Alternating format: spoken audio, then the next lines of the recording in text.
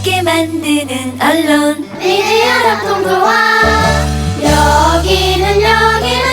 여기는 국민TV.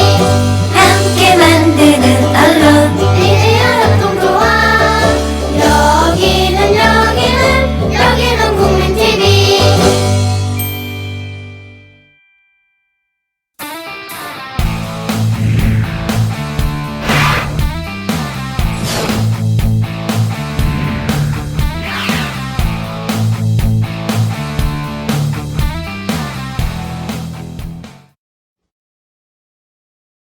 산봉우리에 해 뜨고 해가 질 적에 부모 형제 나를 믿고 단잠을 이루나.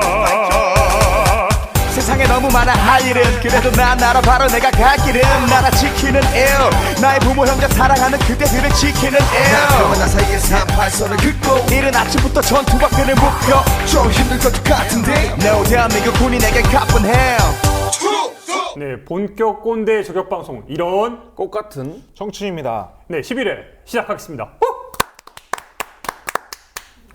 근데 하네요. 네. 이유가 있죠. 네. 저희가 이렇게 군가를 듣고 그리고 군복을 입었어요. 오늘 군대 이야기를 하기 위해서 이렇게 만반의 준비를 한 건데 여러분들 그렇다고 저희가 군복을 입었다고 뭐 군대에서 뭐 축구한 그런 뭐 이야기 시시콜콜하게 이런 거 하는 건 아니에요. 그렇죠? 그렇습니다. 아 그러니까 저는 두 분이 군복 입고 저는 안 입었는데 참 지겨워요. 저는 이 군복을 다시 바라본다는 게. 근데 오늘 보니까 소위 박근혜 봉사단이라고 해서 아주머니들도 해병대 예. 옷을 맞춰 입고 그래서 저는 일단은 뭐 오늘 왜 우리가 군대 얘기를 해야 되는지는 일단 차차 풀어보겠지만 제가 얘기하고 싶은 방향은 청년들이 바라보는 군대 요즘 문제. 예. 저는 군대에 가장 꼰대들이 많이 몰려 있는 인구 밀집, 꼰대 밀집도가 가장 높은 곳이 군대라고 생각하는데요. 동의해요. 네. 예. 요즘 특히 방산 비리 관련해서 그 구린내가 진동을 하잖아요. 예. 이따 시원하게 까보도록 하겠습니다. 예. 예. 저는 오늘 되게 특별한 날입니다. 개인적으로. 어호. 예. 왜요? 오늘이 11월 12일이잖아요. 네. 제가 입대한 지 3주년 되는 날이고 입대 3주년. 입대 3주년. 제대 3주년도 아니고. 완전 진짜 쩔이네. 입대 3주년이고 또 개인적으로 예. 아다를 뗀 날이 11월 12일이에요. 이름의 아다는 진짜. 예. 아이고. 뭐 어쨌든 아직 이거 저만 지금 디지털을 입었죠. 디지털 네. 세대고 아직 이거 물도 빠지지 않은 예비역 전문 용어로 예비역 짬찌라고 하죠. 짬찌. 예, 짬 먹은 지가 정말 안 돼. 이거 지금 순서대로예요. 순서대로. 군대 간 순서대로 지금 지금 그런가요? 남아 있고 예. 예, 그런 상황이에요. 근데 우리가 어쨌든 군대 이야기를 들어가야 되다 보니까 그 여러 정말 할 이야기들이 준비하다 보니까 정말 군대 관련해서 할 이야기들이 특히 많아요. 근데 이제 이명박 전 대통령이 남겼던 정말 위대한 유산이 있잖아요. 우리가 지금까지 그런 피해를 지금 받고 있는데 특히 사자방이라고 사자방. 불리는, 네. 4대강 그리고 자원외교, 자원외교. 마지막에 방산비리예요. 군대 관련된 비리인데 뭐 앞에 뭐 4대강과 뭐 자원외교 관련해서는 솔직히 이 자리에서 하기엔 좀 제한이 되고 이제 방산비리와 관련해 가지고 좀 이야기를 좀 더 풀어보고 예. 오늘 같은 경우는 근데 제가 준비를 하다 보니까 이 방산비리만 이야기하기도 이미 보도된 것만 방산비리와 관련된 건 이야기를 해도 얘기할 게 너무 많아요. 저희 한 시간이 모자르죠. 네, 모자라요. 예. 그러다 보니까 이번 시간에는 어떻게 이야기를 할까요? 뭔가 이제 방산비리에 대한 진짜 이야기를 들어가기 전에 뭔가 군대 관련해서 우리가 어떻게 생각하는지 그것부터 좀 풀어야 될 것 같아요. 네. 그러니까 저는 일단 우리나라에서 군대라는 게 어떤 의미인지부터 얘기를 좀 하고 싶어요. 그러니까 1945년 해방 이후에 70년이 흘렀는데 그 중에서 33년간 이 군인들이 통치를 했어요. 그러니까 정말 병영사회의 원리, 그 통제 원리가 우리가 의식하든 의식하지 못하고 있든 대한민국이 깊숙이 내재된 사회라는 거죠. 그 군대식 병영 문화 통제 원리가 대한민국의 근간을 이루고 있다라고 해도 저는 과언이 아니라고 생각을 합니다. 예. 뭐 개인적으로 제가 생각하는 군대라는 곳은 꼰대 양성소라고 이렇게 표현하고 싶어요. 왜냐면 어쨌든 군대에서 어른들도 다 군대를 가면 철든다 뭐 그런 얘기 많이 들으셨죠? 예, 뭐 조직 사회를 배울 수 있다. 배울 수 있죠. 이상한 것만 잔뜩 배워서 나오니까. 어쨌든 처음에는 뭐 이렇게 해서 열심히 일하다가 이제 상병 병장 때부터 이제 풀리면서 이제 이상한 거 다 배우잖아요. 뭐 예를 들어 뭐가 있어요. 막 꼼수 부리는 거랑 막 애들 시키고 뭐 이렇게 하고 또 그런 애들은 이제 제일 청춘, 그러니까 20대에서 가장 소중한 시기고 가장 에너지가 불타오를 시기를 2년 동안 꼬라박으면서, 전 단점만 말씀드릴게요. 전 장점이 아니라 단점만 그러니까 꼬라박으면서 머리는 돌되고 나와서 이제 복학생들은 이제 그 쫓아가느라 힘들고, 또 이제 뭐 학교에 안 다녔던 저 같은 친구들은 이제 세상이란 그 거대한 곳에서 홀로 이제 고군분투를 하며 이제 살아가려고 하는 거죠. 이거 되게 그렇죠. 어렵죠. 군대. 그러니까 저는 군대에서 철든다라는 말을 예. 지금 제대한 지도 10년 정도 됐는데 돌이켜 보니까 어떤 위계 서열 문화, 한국 특유의 위계 서열 문화에 적응하고, 그리고 갑질과 내가 꼰대질, 그리고 갑도 될 수도 있고 을도 될 수도 있는, 그렇죠. 이거를 충분히 연습해서 나오는 그걸 말하는 것 같아요. 근데 되게 재미있는 게 위계질서 하이어라키잖아요. 영어 접속기 하이어라키. 위계질서 속에서 되게 신기한 건 제일 밑바닥부터 제일 최고까지 올라갈 수 있다는 게 그 2년 안에 그렇죠. 그게 참 매력 있더라고요. 저도 군대 생활 나름 좀 재밌게 했었거든요. 그래서 되게 좀 편하게 했어요. 저는 개인적으로. 예. 운이 그래서 좋아가지고. 예비역들한테는 어떤 의미에서는 그 병장 시절을 떠올리면 어떤 기득권에 대한 향수를 또 보존하는 공간이기도 맞아요. 하고요. 네. 이등병 시절을 떠올리면 가장 사회 밑바닥, 제대하고 나서 뭐 밑바닥 생활도 할 수도 있지만 가장 밑바닥 경험을 해봤다는 또 그런 경험을 제공하기도 하는 거죠. 예. 아, 역시 말씀 잘하시네요. 예. 군대. 근데 솔직히 군대 관련해 가지고 물론 우리가 꼰대 문화를 배운다고 하지만 네. 실제 군대에서 일어나는 너무너무 많은 사건 사고는 다 어떻게 우리가 표현해야 돼요? 특히 정말 개인적인 경험을 이야기를 하면 군대에서 맞았거나 뭐 구타는 뭐 일상적인 거고, 그리고 뭐 심지어 성추행 그런 것도 있잖아요. 이등병이 들어왔을 때 침낭에서 같이 자잖아요. 아, 제가 당장. 많이 했어요. 본인이 했다고요? 많이 불러드렸어요. 네, 같이 자서 귀여운 애들. 아니 왜? 아유, 몰라요, 그냥. 아니 왜 그랬어? 귀여워서. 뚱뚱 애들 보면 제가 귀엽게 생각하거든요. 어쨌든 한 침당에 그 들어가요? 한 침대 안에서 저희 침대였잖아요. 아 한번 바로 여기서부터 이게 차이가 나는 거예요. 왜또 그런 썩은 표정을 보고 있어 또. 그러니까 그런 것만 배우고 오는 게 군대가 아닌데, 그러니까 저는 이렇게 생각해요. 저는 진짜 대한민국 군대가 정말 기형적인 시스템이라고 생각하는 게 그런 그 군대 핵심이라고 할 수 있는 병사들에 대한 어떤 처우, 복지, 그들 중심의 사고 방식이 아니라 간부 중심의 군대를 만들어 왔다는 거죠. 그러니까 어떤 군인으로서의 사명감, 뭐 책임감, 용기 이런 거를 입으로는 강조하지만 사실은 이번에 사고 난 어떤 병사들에 대한 처우를 보면 알 수 있듯이 어떤 간부 중심의 기득권 유지, 그리고 장군 중심의 이 복지 문화, 그러니까요. 아주 기형적인 시스템으로 고착화되어 온 60만 군인들에게 모두 다 간부의 사고를 갖도록 이야기를 해요. 근데 가장 큰 문제가 뭐냐면은 간부의 사고만 강요를 했지 실제로는 생활과 거기에 군대에서의 문화는 아무것도 전혀 30년이 지났는데도 전혀 변한 게 없다고. 예, 저희 아버지가 제가 신병훈련 때 신교대 수료식 때 제가 그걸 들어갔었는데, 어쨌든 저희 그거 하면서 저희 생활관을 보고 그랬는데 좀 화를 냈어요, 그분이. 왜 화를 냈냐면 어떻게 30년이 지났는데도 똑같다고 하더라고요. 제가 3, 4단이니까 신교대를 나왔는데 그거 되게 구막사였고 전혀 변한 게 없다고. 그렇죠. 뭐 심지어 2차 대전 때 수통이 발견되기도 하고요. 저는 뭐 50년대 수통 가지고 저도 고생을 했던 것 같아요. 그래서 그 수통에다가 물 담아 마시지 말라고. 더럽죠. 그러니까 예. 이게 어떻게 해야 세월의 냄새가 다 느껴지더라고요. 그 담배 플라스틱으로 된 게 사실 더 오래된 건데. 근데 우리는 이야기를 경쟁되고 좀 좋더라고요. 진행을 하면은 네네. 갑자기 우리가 좀 거리감이 생겼는데 제가 오늘 입고 온 옷도 이게 간부잖아요. 간부 옷이잖아요. 간부죠. 예. 예, 제가 김 기자는 중위 출신이죠. 예. 예, 지금 오늘 오랜만에 제가 마지막에 제가 나름 또 그래도 수색대와 특공대를 나왔잖아요. 마지막에는 이 인사장교로 하면서 인사장교면 꿀 빨았네요. 뭘 꿀빨아. 뭐 별거 저녁 없네. 준비할 때 마지막에 1년간은 이렇게 지금 이걸로 했는데 우리 병사 출신들이 보기에는 참 재수없고. 그렇죠. 예. 병사의 주적은 그러다 보니까 예. 갑자기 오늘따라 우리 예. 꽃청춘 이래로 가장 거리감이 그렇네요. 예. 예. 이 갑자기 내가 선뜻 다가서지 못하는. 근데 저는 중속 이렇게 해야 되나요? 이렇게 예. 그런데 당시에 저는 어쨌든 초급 간부밖에 안 했잖아요. 솔직히 이거는 요즘에 제가 다시 복귀하면 드는 생각이 마치 을과 을의 싸움으로 만들어버리는 그런 형국. 을과 을의 싸움이다. 네. 그러니까 초급 간부들조차도 아무것도 생각을 못 해요. 그냥 훈련만 좀 더 오래 받았고 군 생활을 좀 더 오래 했을 뿐이지 군 생활 그래봐 저도 4년을 했지만 예. 군 생활 그렇게 해봐야 뭘 더 많이 알겠어요. 그냥 단지 하나의 마름 역할을 많이 맡았던 거예요. 돌아보니까 그렇다고 뭐 좋은 점과 나쁜 점만 있었던 그러니까 나쁜 점만 있었던 건 아니에요. 그건 아니에요. 네, 예. 그건 사실이에요. 근데 우리가 군대에 있었던 그런 나쁜 기억들이 이 꼰대로 이어지기 때문에 그 부분을 좀 지적을 하고 싶은 거예요. 좀 실질적으로 한번 봅시다. 당시에 우리 장 작가 얼마 받았어요? 최근 어쨌든 전역을 한 건데. 제가 병장 때 한 10만 원 좀 넘게 받은 것 같아요. 12만 원? 12만 원? 예. 이게 많다고 생각하시죠? 그렇죠. 얼마 받았어요? 저도 뭐 기억도 안 나지만 뭐 10만 원 절대 넘지 않았던 4, 5만 원 받았나? 아, 그 정도까지는 아닐 텐데. 아니, 그랬던 것 같아요.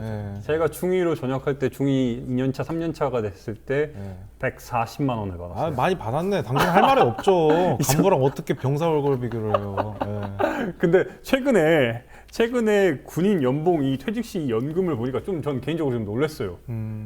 제가 받는 우리 지금 사회에 전역해서 받는 그 돈에 비해서 상대적으로 군인들이 그래도 잘 받고 있구나. 이 물론 힘들지만 세전 금액을 보니까 제 기준으로 중위가 지금 230만 원을 받고 소위가 212만 원, 하사가 181만 원.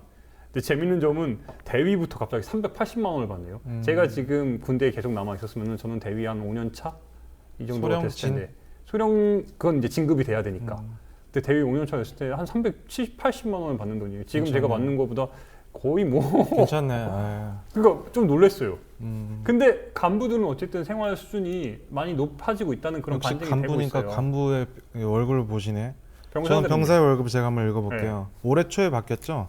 2등병 12만 9,400원, 1병 14만 원, 상병 15만 4,800원, 병장 17만 1,400원. 뭐 이렇게 조금씩 올라가는데 웃긴 거는 잠깐 병장이 14만 원이요? 17만 원. 17만 원. 17만 원? 근데 17만 원이 뭐예요? 올해 초에 뭐가 바뀌었죠? 담배값. 담배값 4,500원이죠. 그렇죠. 디스플러스가 그렇죠. 하루에 한 값씩 피는 애들은 끝장나는 그러니까. 거죠. 그리고 듣기로는 생필품에 대한 예. 그 보급이 중단되고 각자 필요한 만큼 PX에서 사는 걸로 바뀌었다고. 생필품 보급에 대한 거는 한 달에 5,000원꼴로 나온다고 하더라고요. 제 사촌 동생이 지금 그러니까요. 복무 중인데 이게 근데 우리 조서방도 연초 받았어요? 연초라 그래가지고 군대에서 담배를 일정 부분 병사들에게만 담배를 이렇게 할당을 해서 나눠줬잖아요. 받았죠? 필요한 사람은 피웠죠. 그렇죠. 그래서 예. 일부러 담배값이 어쨌든 아껴야 되니까 다 받은 다음에 그걸 뭐 나눠주거나 그렇게 했어요. 그렇죠. 예. 근데 그게 제가 제대할 무렵인 2009년, 2010년 그 이후 그때부터 좀 사라지기 시작했어요. 확 없어졌어요. 그때도 근데 담배값이 어쨌든 일정 금액으로 받았는데도 2,000원 정도였잖아요. 그러니까 다들 그래도 그냥 살만했어요. 살만했죠. 저 때도 살만했어요. 예. 근데 가장 우려되는 바가 담배값이 올랐단 말이에요. 근데 병사 월급은 10만 원에서 뭐 15만 원 정도 수준인데 담배 때문에 어쨌든 괴로움을 많이 달래는데 담배 때문에 저는 뭔가 구타나 비행이 일어날 것 같은 생각이 드는 거예요. 그러니까 담배값 뭐 4,500원씩 한 달 30을 곱하면 얼마예요? 12만 원. 그래서 13만 5천 원. 그렇죠. 그 정도 이렇게 되겠죠? 되나요? 네. 그 병장 월급 17만 원, 병장 기준으로 했을 때도 17만 원이면 어떤 3만 얼마 남았잖아요. 그러니까 그게 생활이 안 되는 거예요. 그럼 어떻게 되냐? 병장이 그러니까 짬 있는 애들, 짬 없는 애들, 담배 삥을 뜯고 또 부모들은 옛날에 저희 군대 가기 전에 이런 얘기 많이 하죠. 아, 저 새끼 빨리 군대 식충 같은 새끼 돈 많이 쓰니까 빨리 군대 가면 이제 철 들고 돈도 안 들고 좋다. 그게 아니에요. 부족하니까 계속 한 달에 뭐 1, 20만 원씩 계속 요즘에 군대 용돈을 가서 받더라고요. 돈 보내달라고 엄마한테 전화한다. 진짜 많이 한대요. 많이 예. 해요. 맞아요. 할 수밖에 없어요. 돈이 부족하더라고요. 일단은 군대는. 물가도 그 훨씬 더 많이, 그러니까 월급 상승률보다 물가 상승률이 더 높다고 저는 생각하고요. 그러니까 이게 정말 아이러니한 거예요. 군대를 갔는데 국가의 봉사, 나라 지키려고 갔는데 진짜 사나이라고 막 좋다고 지금 막 그렇죠, 이러고 그렇죠. 있는데 네. 군대 가서 돈 보내달라고 해. 돈이 너무 많이 들어요. 신교대에서부터도 돈이 들어요. 네. 제일 웃긴 건 전 12월에 이제 신교대에 그때 들어갔었는데 엄청 추웠거든요. 철원이라서. 근데 웃긴 거는 행보관이 강요 아닌 강요를 했어요. 예를 들어서 뭐 핫팩 같은 거 부족하면 핫팩도 하루에 몇 개씩 안 줬어요. 그렇죠. 4-5개 줬나? 부족하면 사고 싶은 아이들이 있으면 더 사라고 하고 프레쉬나 랜턴 막 이런 거 있잖아요. 그러니까 이게 되게 웃긴 일이에요. 보급 자체가 충분히 안 되니까 개인적으로 사제를 사서 쓰라고 이야기를 해요. 그게 행보관이나 장교들도 마찬가지고 쓰라고 얘기해요. 장교들은 당연하게 다 사요, 그냥. 보급 자체가 이루어지지 않는. 이게 완전히 당나라 군대지. 그러니까 교과서는 국정화하지만 우리 군대 병사들 보급품은 역행하고 있는 거죠. 그렇죠. 예. 이 시점에서 각자 그래도 짧게나마 군대 좀 이야기를 조금 개인적인 이야기를 좀 해야 될 것 같아요. 저는 일단 떠올리기가 싫어요. 많이 맞았나요? 많이 맞았을 것 같아요. 맞았다기보다는 후에 얘기하는 고문과 아니 쓴소리를 많이 해가지고 이건 아닌 것 같습니다. 그래서 그리고 빡 맞을 것 그냥 같아요. 혼자 사겠어요. 저는. 우리 그리고 조서방 같은 경우는 장 작가도 좀 군대 늦게 간 편이지만 네. 조서방도 제가 알기로 늦게 갔어요. 몇 살 때 가셨어요? 저는 24살 때, 25살 때 갔던 것 같아요. 같이 갔네. 그러니까 늦게 간 편이었죠. 근데 이제 그 어린 애들이 20살, 21살 친구들이 그때 뭐 제가 알기로는 우리 조서방은 포병 나왔거든요. 저도 포병 나왔어요. 아, 그래요? 저 포병은 아니고 저는 육군의 화기중대. 화기중대? 화기중대다 보니까 이제 그 우리 포를 들고 다니면서 쓴단 말이에요. 뭐 81mm, 106mm 이런 식으로 해가지고 포 길이에 따라 포신 길이에 따라서 쓰는 건데 그 뭐 재밌는 일화도 하나 있다면서요. 뭐 지금 슬픈 생각하면 기억. 별로 뭐 떠오르고 싶지도 않은데 네. 제가 맡았던 보직이 81mm 박격포였어요. 81mm 박격포. 그 들고 다니는 무기 중에 가장 무겁다고 그렇죠. 알려져 있는데 허리 다 나가죠. 그래서 제가 80mm라고 그것만 알고 이제 자대 배치를 받았는데 네. 고참이 물어보더라고요. 네. 들어가자마자 너 팔 안 하냐? 그러더라고요. 저는 그 당시까지만 해도 그 잘 모르고 이렇게 저 팔 2개입니다. 이렇게 얘기를 했었어요. 아하. 그래가지고 맞았구나. 한참 괴로웠던 그런 기억이 있어요. 근데 답답합니다. 요번에 근데 갑자기 이제 사람들 여론이 거셌잖아요. SNS 상에서도 이제 뭐 각중사가 그러니까 다리 다치신 분 그분 이제 자기 부담금 뭐 700만 원 이제 병원비를 이제 자기가 내야 된다고 이제 뭐 언론사에서 어머니 인터뷰하고 이거 나오는 거 보고 부랴부랴 한민구가 또 처리해 준 거죠. 이제 네. 전군은 끝까지 책임진다고 이제 근데 다친 이게 사람에 대해서 가장 큰 문제가 뭐냐면은 그러니까 군대에서 남아서 치료를 다 받을 수 있어요. 그러니까 수도병이 그런 병원에서 수도병원 이런 데 받을 수 네. 있어요. 문제는 뭐냐면은 질이 안 좋잖아요. 제대로 치료를 못 한다는 네. 거예요. 그러니까 내가 민간 다리 병원 병신이 가죠. 됐고 네. 군대에서 가장 많이 사고사 중에 하나가 뇌수막염 걸려가지고 죽는단 말이에요. 아 그래요? 뇌수막염으로 상당히 많이 죽어요. 근데 이 뇌수막염은 금방 잡을 수 있는 거예요. 다 감기인 줄 알아요 처음에. 그냥 놔도 그냥 이 척수에서 물 뽑아가지고 빨리 처리를 해야 되는데 그 시기를 다 놓쳐버리니까 죽는 거예요.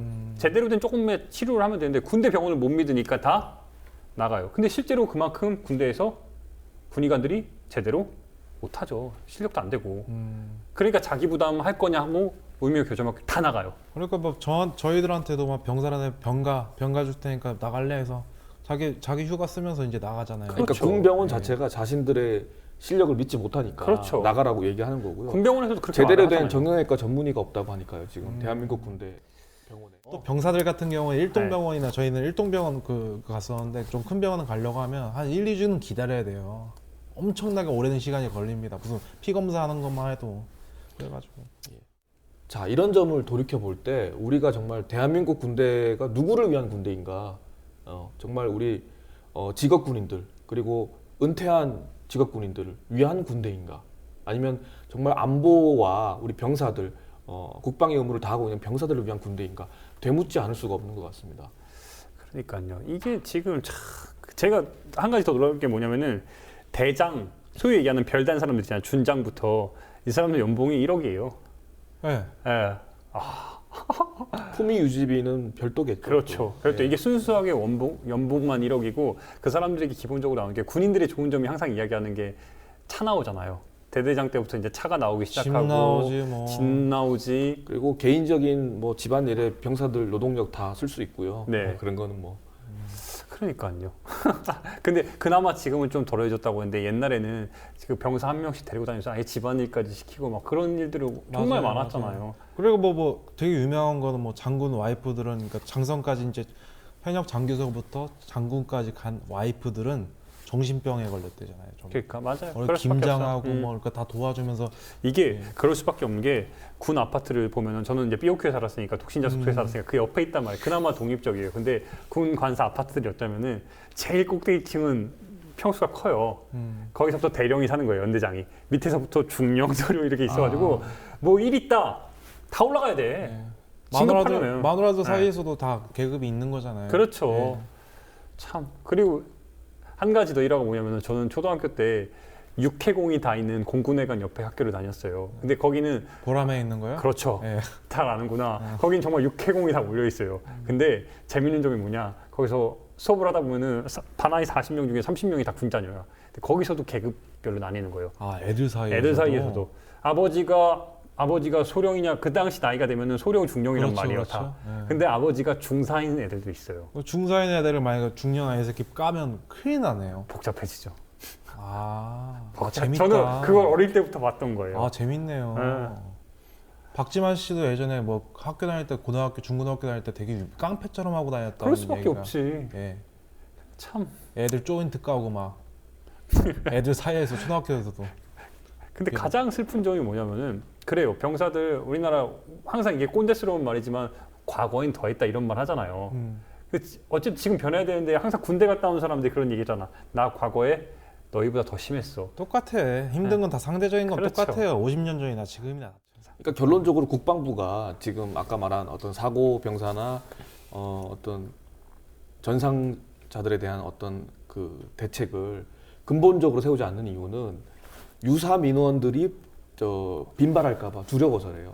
그 무슨 말이냐면은 창군 이래 대한민국 군대는 병사들에 대한 처우나 복지를 관심을 기울인 적이 없기 때문에 최근에 만약에 이런 사고 사례에 대해서 어떤 전면적인 보상을 해주면 그동안 수없이 자기 돈을 들여서 치료했던 병사들이 다 민원을 제기하고 그렇죠. 그렇네, 심지어 설레를- 월남전까지 다시 들고 나올 수 있다는 건 얘기예요. 그러니까 설레를 이게- 남기면 안 되니까. 이게 악패가 너무 많이 쌓여 있으니까 고름이 너무 많이 그냥 어떻게 이게 감당이 안 되는 거예요. 아, 그러면서도 우리 방산비리 보면은 수조 원, 수천억은 그냥 수십 개 그러니까. 우습게 그냥 날려먹죠. 이 방산비리 관련해서 말하기 전에 저는 가장 안타까운 게 뭐냐면 이 군대에 좀 상대적 박탈감 같아요. 그러니까 소위 얘기하는 우리나라는 있는 새끼들은 그렇지. 그거 말씀하시는 거죠. 그렇죠. 이게 네. 노블리스 오블리제라고 우리가 흔히들 이야기를 하잖아요. 뭔가 있는 사람들이 귀족적으로 자기들의 그 수준에 맞게 사회적인 책임을 같이 다해야 되는데 너무 정말 뻔한 소리지만 대한민국 답 없죠. 못난 부모 만나면 군대 가야 되고 잘난 부모 만나면 군대 안 가도 되고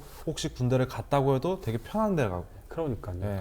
저는 이제 국무회의나 뭐 뭔 일 있을 때 벙커 들어가잖아요. 안전보장회인가요? 거기에 그 군대 갔다 온 사람들이 없거나 없잖아요. 아주 그러니까요. 극소수로 있는 되게- 게 이제는 자연스럽게 받아져요. 그러니까 이게- 지난 정권 7년 동안 그런 일을 많이 보다 너무 보니까 많이 겪으니까 예, 대표적인 이제는- 사례가 천안함 사건이 일어난 2010년 3월이란 말이에요. 당시 아직도 기억이 나요. 저 외국에 있었는데 그때 사건이 워낙 회자가 많이 돼서 2010년 3월 26일이었는데 천안함 사건 터지고 나서 안보 회의가 탁 열렸단 말이에요. 근데 그 안보 장관 회의 때 무슨 일이 있었어요? 대통령 때부터 뭐 이제 대통령 그 밑에까지 자리에 앉은 사람이 대통령, 국무총리, 국방부 장관, 국정원장, 한나라당 원내대표, 뭐 방통위원장, 특별부 장관, 뭐 여성부 장관 이런 사람들이 쫙 있었는데 거기서 군대를 갔다 온 사람이 참모총장 한 번밖에 없죠. 국방부 장관. 국방부 장관. 아니 심지어 그 당시에 국정원장이 누구였냐? 원세훈이었단 말이에요. 국정원장이잖아요. 안 갔어요. 안 갔어요? 여기 뭐 정신병도 있네요. 예. 네. 그러니까 되게 안타까운 게 안상수 같은 경우는 당시에 한나라당 이 사람이 보온병이잖아요. 보온병으로 해가지고 그때 연평도에 그때 포경 났을 때 보온병 들고서 장군 출신의 국회의원이 가가지고 아 이게 포탄이라고 얘기하니까 보온병 들고서 그 유명한 그 안상수예요. 뭐 지난 정부뿐만 아니라 지금 국무총리 황교안 국무총리도 아주 희귀한 사례로 면제를 받았더라고요. 그러니까요. 그 무슨 뭐였죠? 무슨 발진 비슷한 그런 거였는데, 그러니까 이 정부 들어서 이명박 정부 들어서 가장 재밌는 점이 뭐냐면은 군대를 안 가야만 면제를 받거나 군대를 어쨌든 중간에 포기하거나 이런 상황이 돼야만 고위직에 올라갈 수 있는 거예요. 근데 사람들은 대부분 국민들은 뭐 이런 뒤에 사진이 나오죠. 이런 분들이 군대를 갔다 왔거나 뭐 이런 안 나왔던 거에 대해서는 잘 모르고 이빨 빠진 MC몽이나 스티븐 유에 대해서는 다 잘 알잖아요. 이런 것도 좀 알았으면 좋겠어요. 이게 그러니까요. 현실이고 이런 분들이 이제 뭐 우리나라를 지키고 이제 북한과 뭐 이렇게 싸우겠다고 하시는 그러니까 지금 우리 장 작가가 잘 지적을 해줬어요. 왜 정치인들이 군대에 안 가는 거에 대해서는 다 이렇게 너그럽게 생각하냐 이거예요. 정말. 당연히 그렇게 그러니까 되었어요. 유승준은 쉽게 우리가 씹을 수 있지만 국방의 의무를 하지 않고 온갖 기득권을 다 누리는 정치인들에 대해서는 우리가 왜 씹지 못할까요? 그러니까 이게 지금 현재도 여야를 가리지 않아요. 군대 안 갔다 온 게. 정말 여야를 가잖아요. 물론 이유는 좀 달라요. 야당 같은 경우는 감옥 갔다 온 사람이 많아가지고 군대 면제를 받은 사람이 많아요. 근데 여당은 이유들을 보면은 왜 이렇게 많이 아파요? 정말 너무 많이 아파요. 실제로 보면은 지금 여당 지난 여름 기준으로 했을 때 여당 같은 경우는 21명이 군대를 안 갔어요. 군대를 안 갔는데 그 이유가 너무 아파요. 이런 사람들이 나는 이런 사람들이 국회에서 이제 치고받고 싸우잖아, 멱살 잡고. 네. 종합병원이에요 그냥. 보면. 그냥 그렇지. 아파요. 온갖 희귀 질병이 다 있네요. 예. 근데 김무성 대표 같은 경우도 보면은 이병 본무 완료 소집 해제, 그리고 이완구 전 총리도 일병 소집 해제. 근데 이게 다 병역 의혹과 또 관련이 있어요. 참. 이분의 자녀들까지. 그렇죠. 야당도 이 지점에서 좀 비판을 받아야 될 게 뭐냐면 고령으로 군대를 안 간 사람들이 많단 말이에요. 고령으로요? 네. 저는 이 부분이 저는 이해가 안 가요. 어떻게 고령으로 군대를 다 이렇게 피했을까? 도대체 뭘 하다가? 무슨 박사학위까지 뭐 따고 유학 가고 그럴 뭐 수 있죠. 그런 그런 건가요? 방식으로 해가지고 40살이 넘어가서 군대를 안 간 건데 어쨌든 저는 뭐 이 사람들이 군대를 갔든 안 갔든 뭐 중요하진 않고 저한테는 이 사람들 자녀들까지 이제 군대를 안 가고 그렇죠. 뭐 항상 뭐지? 뭐 국무총리 그거 신문이 뭐 어떻게 뭐라고 표현하죠? 갑자기 기억이- 청문회를 할 때 뭐 항상 나오는 질문이 그거잖아요. 자녀 갔다 왔냐? 군대 때문에 자기 자식 그것 때문에. 그러니까 야 네. 이게 우리나라에 얼마나 노블리스 오블리제가 부족하면은 그러니까 사회 자체가 그러니까 사람들이 전 제일 걱정이 뭐냐면은 우리 청년들도 그렇고 이제 그냥 다 그러려니 한다는 거예요. 그러려니 하죠. 예. 실제로 군대를 정상적인 성인 남녀 우리 같은 이제 소위 얘기하는 이런 말 해서 좀 미안하죠. 흑수저 출신들 서민의 아들들은 91% 이상이 다 군대를 가요. 군대를 가죠. 예. 나머지 정말 10명 중에 1명 정도 아플 수 있잖아요. 평발이 있거나 정말 아픈 경우도 있는데 국회의원의 자녀들은 몇 퍼센트나 군대를 갈까요? 70%. 70%. 예. 이제 금수저하고 흑수저 나누는 기준 중에 하나가 예. 병역을 이행했냐 안 했냐. 그러니까 쉽게 그 성인이 될 20살 때 국적을 선택할 수 있잖아요.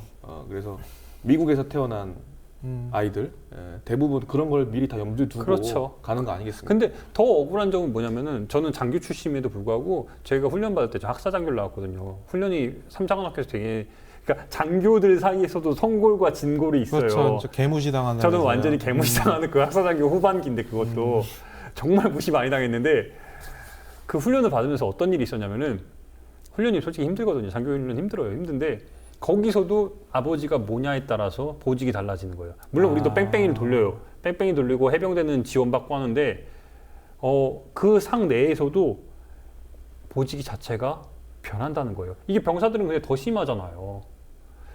우리 아버지가 장차관이라는 이유로 너는 행정병. 그렇게 가는 그렇게 거예요? 간다 이거죠. 거기서부터 입이 다 분류를 시켜버려요. 제가 그냥 생각하기에는 그냥 군바리로서 출세하려면 처음엔 뭐 GP에 박혀 있고 그래야 되는 거 아니에요? 그러니까 물론 육사 출신들은 네. 당연히 그걸 거쳐요. 그러니까 보병에서의 몇 년을 거쳐서 육사도 진급 코스가 탁탁 있는데 제가 이야기하는 거는 간부뿐만 아니라 병사들에서도 엄청나게 미리 얘네 아버지 출신이 누구라는 걸 알고 요직으로. 제가 있었을 때 제가 3사단이 있었을 때 3사단장 아들이 네. 3사단에 들어가게 된 건데 어쨌든 들리는 소문으로는 남수단에 파견을 갔죠. 네, 휴가도 엄청. 우리나라에서는 해외 파견 가는 게 또 해외 이제 파견 스펙이 가는 게 되니까 엄청난 스펙이 되고 스펙이니까. 금전적으로도 차이가 상당히 많이 나죠. 그러니까 갔다 오면 1,000만 원 좀 넘게 벌죠. 6개월 점프를 하게 되고 또 되게 편하죠. 저도 지원했었는데 떨어졌었죠. 예. 참 군대 얘기하다 보면 우리 어쨌든 이렇게 허탈감이 되게 많은데 노블리스 오블리제 얘기하는데 그렇죠. 갑자기 생각나는 게 네. 가장 우리나라 뭐 노블리스 오블리제 해서 다른 나라 비교할 때 가장 많이 나온 나라가 어딘지 아시죠? 어디예요? 영국? 영국 왕실. 예. 그렇죠. 그러니까 영국의 전쟁에 대해서 우리가 영국 뭐 포클랜드 전쟁 이런 거에 대해서 이야기하고자 하는 건 아니에요. 근데 다만 영국에서 가장 유명한 게 엘리자베스 여왕을 비롯해서 해리 왕자 뭐 이런 여러 왕자들이에요. 왕자. 윌리엄도 그렇고 다 전쟁에 직접 참여를 하고 거기서 군복무를 다 당연하게 했잖아요. 엘리자베스 여왕까지도 그렇죠. 수송 장교로 근무를 했었죠. 우리가 뭐 중국에 대해서 이야기를 할 때 뭐 목택동이 좋다 나쁘다 이런 걸 떠나서 목택동의 아들이 우리 한국 전쟁에 참여를 해가지고 마오쩌둥. 그렇죠. 이- 마오쩌둥, 예, 예. 목택동 같은 사람이니까 갑자기 등석병 헷갈렸어. 미안해. 뭐 하는 거예요 지금? 모택동이라고 얘기하면 안 돼요. 어쨌든 상관없죠. 예, 뭐 마오쩌둥의 아들이 죽었잖아요. 북한에서 죽었잖아요. 미군의 포격을 받아서. 그리고 지금 현재 묘가 북에 있잖아요, 여전히. 그런 점에서 과연 그리고 한국 전쟁 때 참전했던 미군 장성들 아들들도 많이 참전했다가 많이 죽었다고 하더라고요. 그러니까요. 예. 참 아이러니해요. 어쨌든 왜 저는 예. 궁금한 점이 왜 우리는 군 장성이나 고위 간부의 자녀들이 왜 군대를 안 갈까요? 안 보내려고 그러잖아요. 막 유학 보내고. 2년 갔던 뭐 대가리 썼고 더 이상 좋을 게 없으니까. 그러니까 그걸 안다는 거예요. 군 간부들조차 그걸 알아. 포인트는 그거. 근데 그 포인트가 이 어쨌든 지금 막 위에 몇몇을 먹여 살리기 위한 정말 이상한 시스템이잖아요. 근데 그 시스템의 가장 저는 핵심적인 구조가 뭐냐면 이 방산비리라고 보는 거예요. 모든 돈이 다 글로 몰려요. 우리가 정말 60년대 수통 쓰고 지금 많이 바뀌었다고 해도 뭐 관사나 이런 생활이 좋아졌다고 해도 먹는 것도 똑같고 가장 서러운 게 먹는 거잖아요. 작은 거 입는 거잖아요. 그러니까 어떤 쇼윈도 플레이, 언론 플레이를 제일 능한 게 국방부인 것 같아요. 뭐 짬밥이 이렇게 바뀌었습니다. 내무실이 이렇게 바뀌었습니다.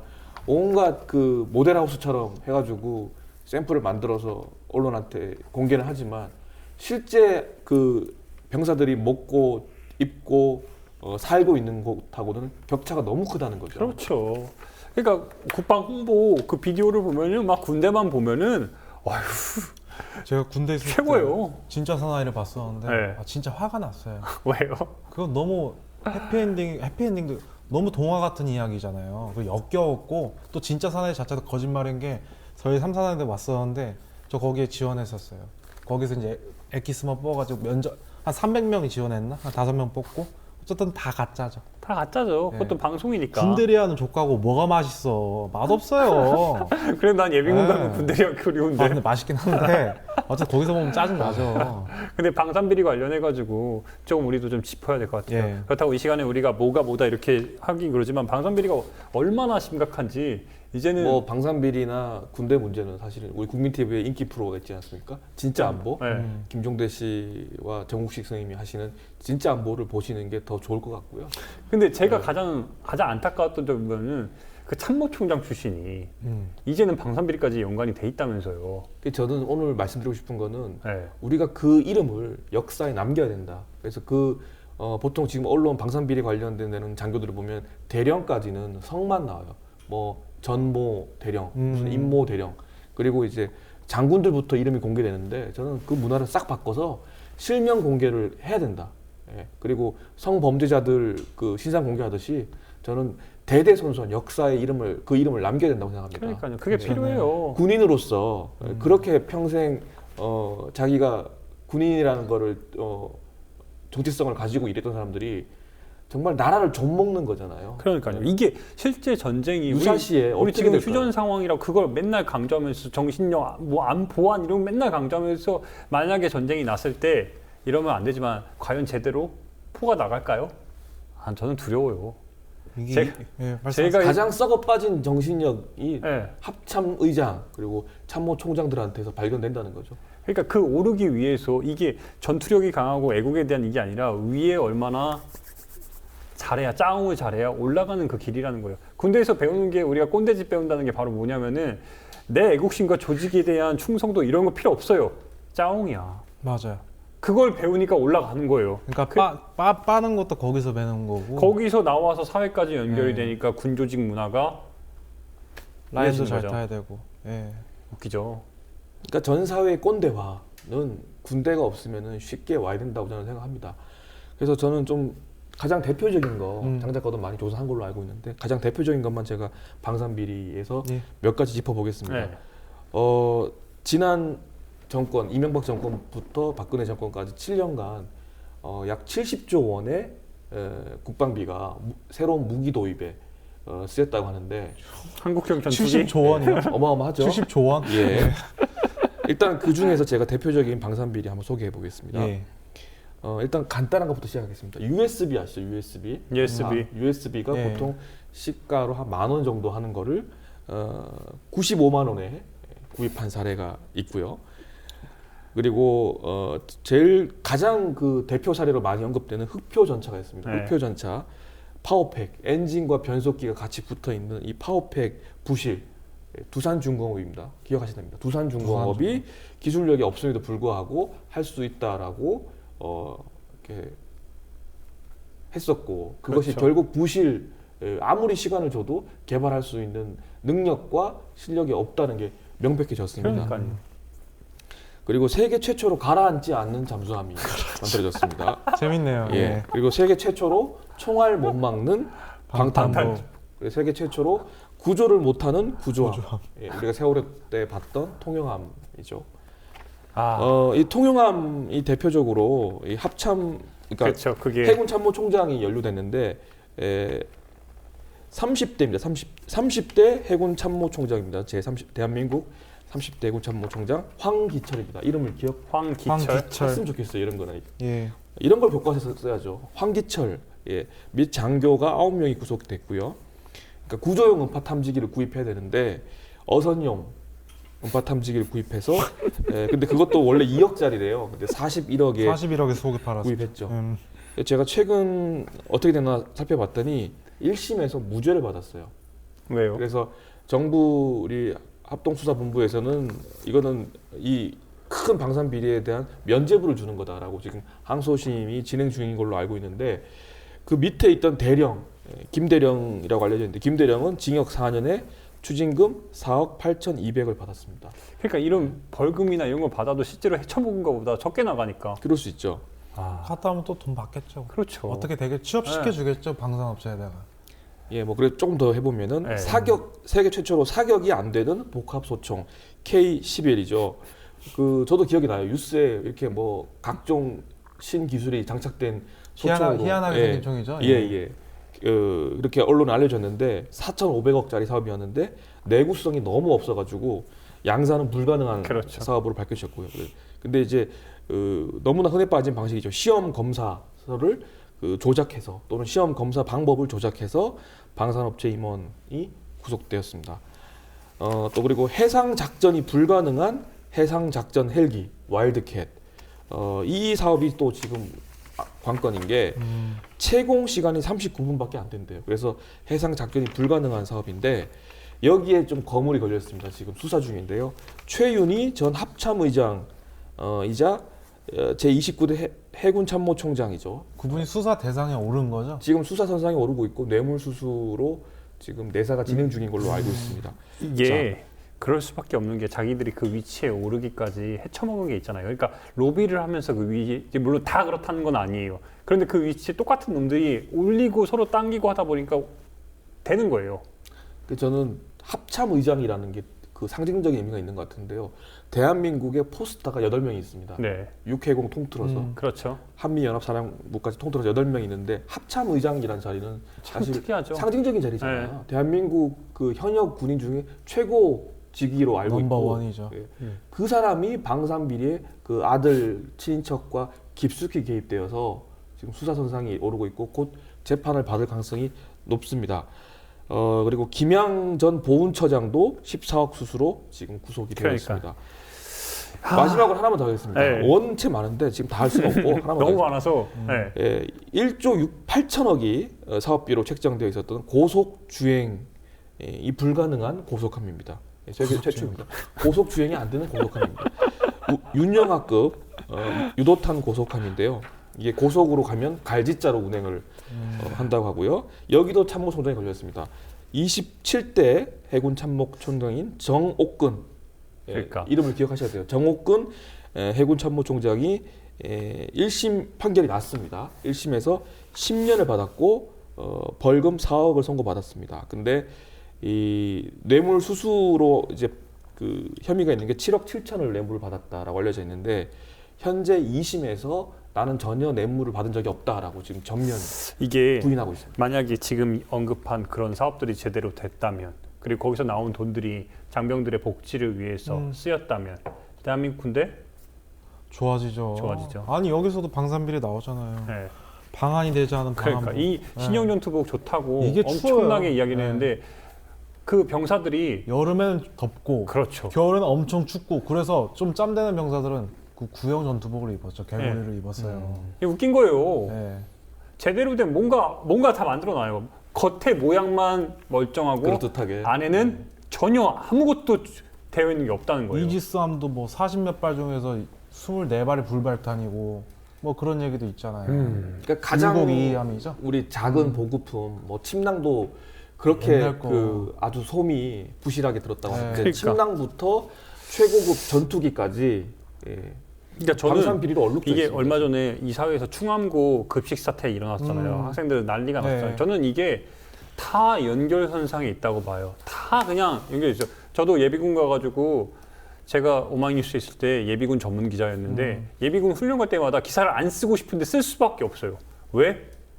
거지 같은 것들이 너무 많이 보이는 부조리와 거예요. 모순이 뭐 덩어리죠. 그러니까 처음 가는데 3박 4일 가는데 11,000원 받았나? 참나 이건 진짜 그러니까 너무한 거 아니에요? 그런 돈도 문제였죠. 네.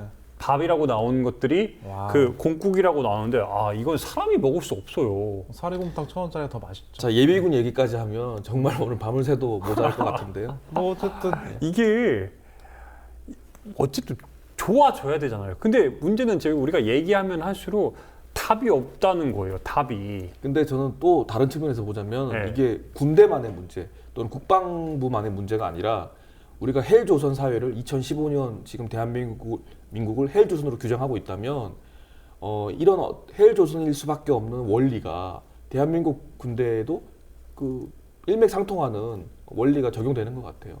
예. 그러니까 가장 밑바닥에서 가장 고생하는 사람들의 착취를 통해서 유지되고 있는 시스템이라는 점에서 헬조선이 달리 온 게 아니라 군대에서도 똑같이 우리가 살펴볼 수 있다는 점을 그렇죠. 지적하지 않을 수가 없습니다. 아휴.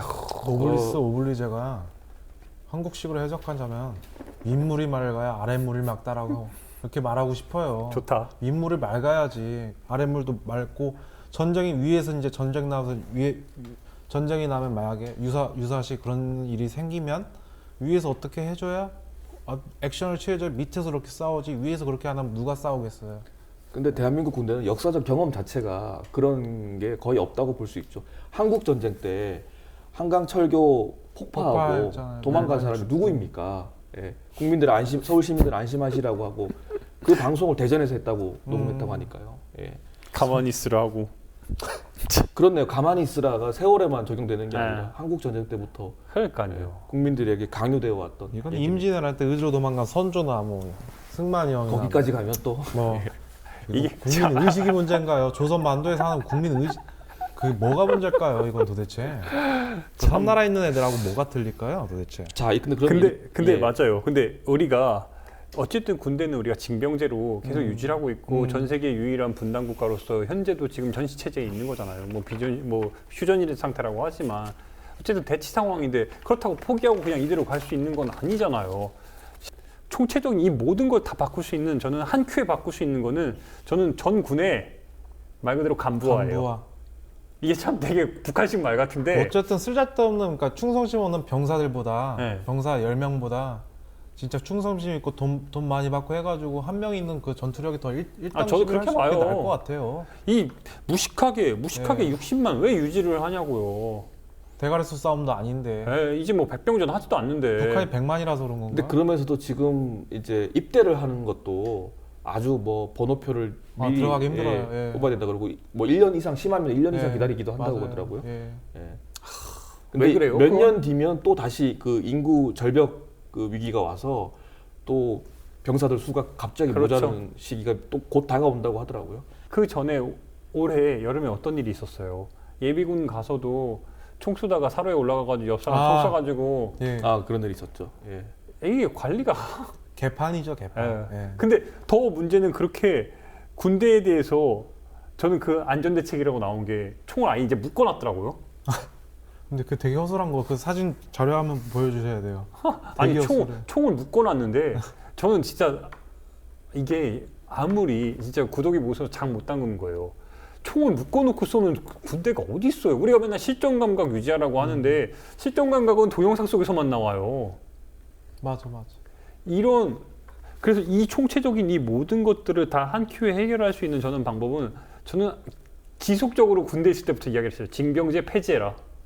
모병제로 가야 된다. 그리고 병사들 월급 현실적으로 올려야 된다. 그래서 어떤 분이 뭐 그런 얘기를 했었죠?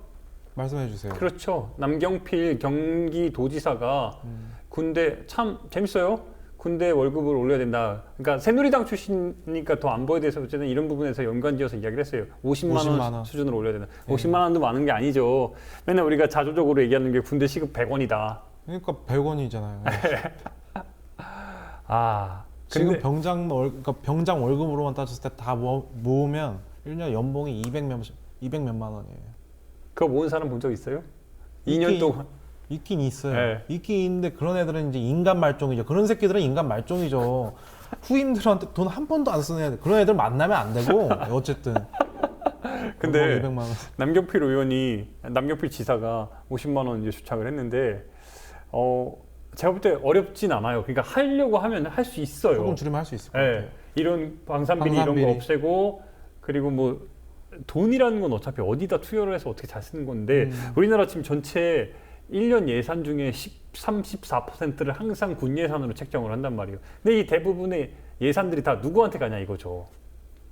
이런 부분은 잘 바꿔야 저는 되는데. 아까 얘기가 방산비리에서 조금 다시 우리 사병들이 느끼는 군생활로 얘기가 점프했는데 다시 좀 방산비리로 돌아오자면 이명박 정권 그럼 이후에만 방산비리가 있었고 그 전에는 없었냐라는 문제를 또 해볼 수 있을 것 같아요. 그렇죠. 근데 유독 이렇게 많이 요즘에 나오는 이유는 저는 근본적인 문제는 하도 방위사업청 청장들이 비리나 뇌물수수로 잡혀 들어가니까 이명박 정권 시기 그 2012년 이후부터 거의 이제 무기 도입에 대한 어떤 예산들을 20%씩 왜냐하면 20%가 거의 리베이트 비용으로 불문율처럼 책정되어 있었기 때문에 20% 리베이트만 안 줘도 예산을 깎을 수 있다는 생각으로 20%를 거의 깎듯이 사업을 벌렸다는 거예요. 그러다 보니까 그 전에는 이렇게 헤쳐먹더라도 그래도 뭔가 돌아가게 그렇죠. 물건 했는데 제대로 한 상황에서 헤쳐 먹었는데 완전한 물건은 아니더라도 네. 이렇게 말도 안 되게 하자가 있는 물건들은 들어오지 못했는데 이제는 정말 아까 세계 최초가 많았잖아요. 그렇게 가라앉지 않는 잠수함이 나올 만큼 그리고 쏠 수 없는 총이 나올 만큼 총알을 막을 수 없는 방탄복이 나올 만큼 심각한 그러니까 국방의 공백이 생겼다고. 근데 다들 아시죠? 우리 군대에서 군 납품업체들 네. 흔히 얘기하는 우리가 먹는 마스타라고 군대에서만 먹는 그 전형적인 음료수 있잖아요. 이런 것들 다 어디서 나와요? 군인 공제회라는 곳에서 나온단 말이에요. 근데 이 군인 공제회의 그 단체장들이 다 하나같이 전역한 예비역 장성 출신들이 그렇죠. 많단 말이에요. 보훈처도 마찬가지고요. 다 라인들이 연결이 있어서 저희 군인공제에서 주는 건 이거는 일방적으로 60만 군대에 어떻게 해요? 다 그냥 완전 단독 납품이란 말이에요. 질이 좋아질 수가 그러니까 없어요. 국방개혁을 가로막고 있는 건 어쩌게 보면 현역보다도 그 예비역 장성들의 모임 성우에도 있고요. 뭐 상위군경에 제한군이네 이런 기득권 정말 수십 년간 뿌리 내린 이런 기득권 세력들 때문에 은퇴한 군인들 때문에 국방개혁이 더 지연되고 있는 게 아닌가라는 의심을 할 수밖에 없고요.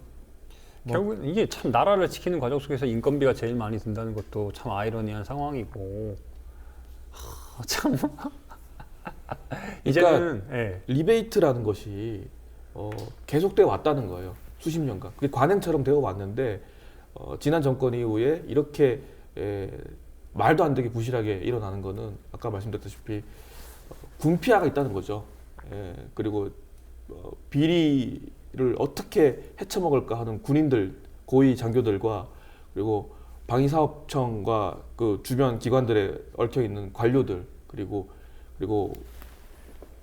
군수 납품 기업들 최근에는 지금 한국국방연구원 연구원까지 수사를 받기 시작했어요. 그러니까 이 총체적인 비리가 너무 많이 많아서 얽혀있기 때문에 많아서 근데 저는 이 총체적인 비리들이 위에서부터 쭉 하단이 되잖아요. 근데 결국에는 밑에 가장 말단에 있는 사람은 아무것도 가질 게 없단 말이에요. 이거를 쭉쭉 뽑아가지고 위로 올라가는 거니까. 그러다 보니까 근데 단순히 비단 생활뿐만 아니라 정신적인 부분에서도 이런 우리가 피폐해진다는 거예요. 특히 군대에서 가장 문제가 되는 게 뭐냐면 정치적 색깔이란 말이에요.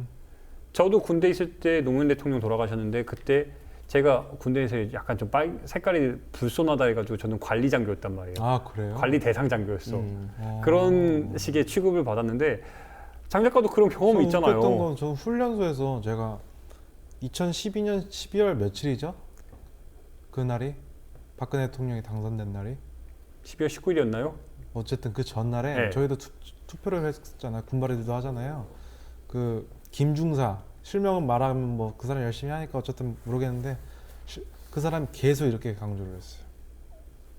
내가 그 한마디 투표하는 안 할게. 병사들에게 네, 근데 그 기호 1번을 찍으라고 강요를 그냥 했다. 이렇게 예. 나 이거 강요하는 거 아니야? 그냥 계속 이래요. 그 사람 출신이 TK이긴 한데 어쨌든 아무 생각 없는 애들은 그냥 일본이니까 찍는 애들이 생각보다 많고 예전에 제가 살았던 고전 아줌마는 이명박을 왜 뽑았냐면 기독교 믿는다고. 진짜 이렇게 생각 없이 그냥 머리에 똥만 찬 사람들이 많아요. 그냥 아무 생각 없이 이렇게 뽑는 사람들이 많은 것 같아요.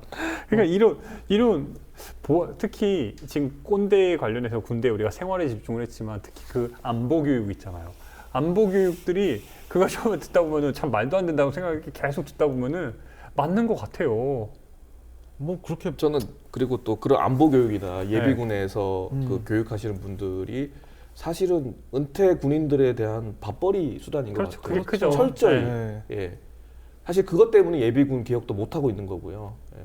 다시 기득권의 문제로 돌아올 수밖에 없는 것 같아요. 헬조선이 바뀌지 않는 이유, 그리고 국방이나 대한민국 군대가 바뀔 수 없는 이유, 마찬가지인 것 같아요. 기득권 세력들이 원체 강고한 카르텔을 유지하고 있기 때문에 밑에서 아무리 착취하고 희생하고 이렇게 외쳐도 바뀔 수 없는 구조가 있다는 거죠. 결국에는 이제는 좀 대안에 대해서 좀 이야기를 해야 될 것 같아요. 그러니까 우리가 이 군대에 대해서 그래 이 대한민국 꼰대를 만드는 건 군대 다 인정해요. 군대 거지 같고 다 인정해. 네. 결국에는 우리 나름의 이대로 그렇다고 포기하고 있을 거예요? 이대로 그냥 그래 너희들은 원래 그런 놈들이니까 이러고 그냥 말 거예요? 아니죠. 우리는 아니기 때문에 지금 여기 그렇죠. 모인 거잖아요. 네. 지금 신명 거명하고 이것저것 네. 나름 얘기를 했어요. 어떻게 해요? 조수봐. 그러니까 저는 이 방산비리 다시 돌아오면서 잠깐 방산비를 또 하게요. 아니, 그러니까 그만 좀 해 이제. 그러니까 오늘 비리가 아니, 예. 아니 얘기를 들어보세요. 비리가 재생산되는 구조가 있다는 거죠. 그러니까 근데 마찬가지로 국방 개혁이 지연되는 이유도 같은 거라고 생각하거든요. 그러니까 저는 일단은 국방부와 군대 관련 이 정부 기관들의 민간인들이 대거로 들어가야 된다고 생각합니다. 그러니까 군 출신들이 다 헤쳐먹으니까 새롭게 견제할 수 있는 세력이 올 수가 없는 거죠. 그래서 저는 요직마다 방산 관련 또는 국방부 관련 모든 그 요직에 민간인들이 들어가지 않으면 군하고 상관없던 이해관계가 엮이지 않은 사람들이 들어가지 않으면 안 바뀌죠. 바뀔 수 없어요. 작은 개혁들이 모여서 큰 개혁이 된다면 그런 작은 개혁들이 이루어지려면 일단 인적 구조부터 개선해야 된다. 그런 생각입니다. 죽창 들고 일어나야 되나요? 뭐 어쨌든 저는 방산비리는 잘 모르겠고 그냥 제가 병 출신이고 병사들의 입장으로서 그냥 조금 더 윤택하고 말 그대로 이제 좀 군대 갔다 오기 잘했다 그 정도로 할 수 있을 거면 그냥 아까 처음에 남경필 뭐 그 사람이 얘기했던 것처럼 50만 원이든 몇십만 원이든 근데 남경파 아들 개새끼잖아. 예. 아시죠? 잠깐 말 왜 이렇게 끊으면 어떡해 또 얘기하고 있잖아. 아이씨 경고야 잘라야 돼. 어쨌든 장병장.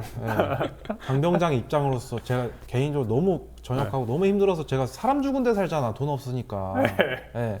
어쨌든 뭐 남경필 이 사람 말대로 뭐 이렇게 50만 원, 뭐 10만 원, 15만 원 쓰고 나머지 돈으로 이제 2년 동안 모으면 대충 한 1,000만 원 정도 모을 수 있다고 하잖아요. 그 1,000만 원 할 수 있는 돈이 얼마나 많아요. 고학생들은 그 학교 생활을 할 수 있는 거고 아니면 저 같은 사람은 새로운 창업이나 뭐 세계 여행이라든지 쓸 수 있는 돈이 무궁무진한데 그런 거에 대한 혜택을 나라에서 줬으면 좋겠어요. 그러니까 사병 월급부터 현실화해라. 그렇죠. 예. 결국에는 실탄이 튼튼해야 뭔가 나갈 수 있는 힘이 있단 어쨌든 말이에요. 우리들 얘기가 일맥상통하는 게 방산비를 해서 돈을 이렇게 확 그 돈으로 병사들한테 월급이라도 그렇게 올려주면 실제로 생활을 할 수 있고 진짜 2년을 보람차게 했을 때 내가 제대를 했을 때 뭔가 남았다는 그 기억이 있어야 되는데 끝나고 나면 다 병신 된다는 거지. 예.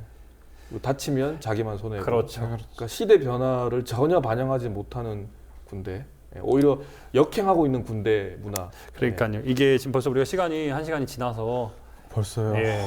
군대 이야기를 하다 보니까 군대 이야기는 항상 네. 밤새 이야기해도 끝이 없잖아요. 그러다 보니까 이제 좀 진짜 정리를 좀 해야 될 것 같은데 예, 또 마무리 발언씩 좀 해주시죠. 예, 다들 어떻게 보시는지 군대에 대한 복귀 비롯해서 뭘 어떻게 봐요. 그런 질문 같지 않은 질문 그만하고 제가 그냥 군대에 대한 생각을 제 심정을 오늘 조금 노래 좀 할게요. 또 뭐라고 하지만 썩은 표정 보지 마요. 작게 하세요. 예. 올빼 노래 할게요.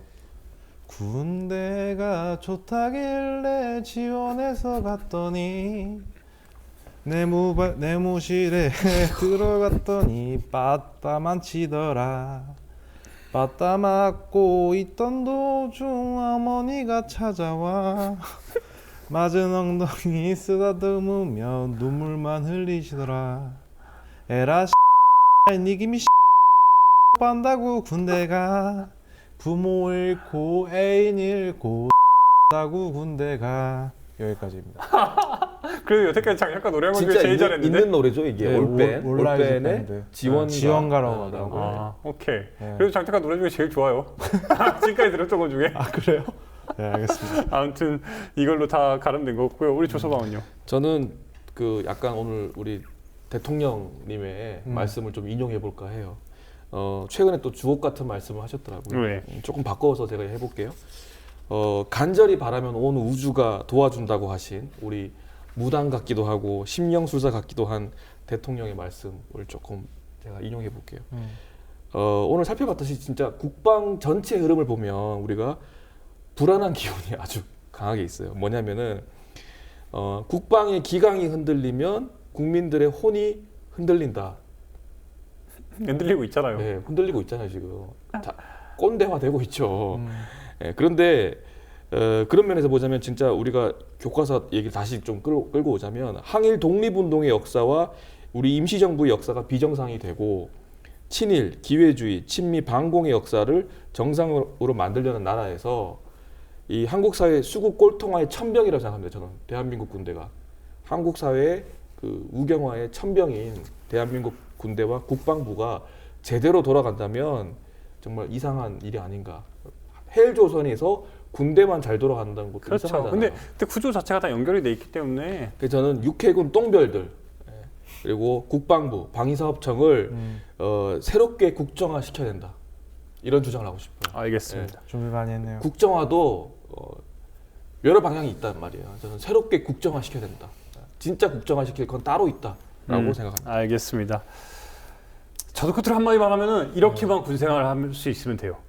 진짜 제가 이번에 준비하면서 육군, 공군, 해군 홍보 동영상을 다 찾아봤어요. 네. 직접 만들었는데 이건 도대체 어느 나라 군대예요? 환상이죠. 네. 이렇게만 만들어 주세요. 판타지죠. 네. 그러면은 군대 괜찮습니다. 갈만하죠. 네. 예. 군대에 대한 이야기는 이 정도 수준에서 이제 가름해야 될 것 같아요. 어쨌든 본격 반정부 동조 방송. 오늘로써 완전히 우리는 더 네. 지금 약간 그렇게 입었잖아요. 또 반정부의 수계. 아니 일단 근데 현역들이잖아요. 만약에 미필이 이런 얘기 했으면 엄청 까. 여러분 우리 괜찮아요. 예. 오래 했으니까 되게 꼰대스럽다. 아무튼 이 정도에서 마치도록 할게요. 예. 네, 마치겠습니다. 본격 꼰대 제국 방송 이런 꽃 같은 정춘입니다. 마치겠습니다. 박수도.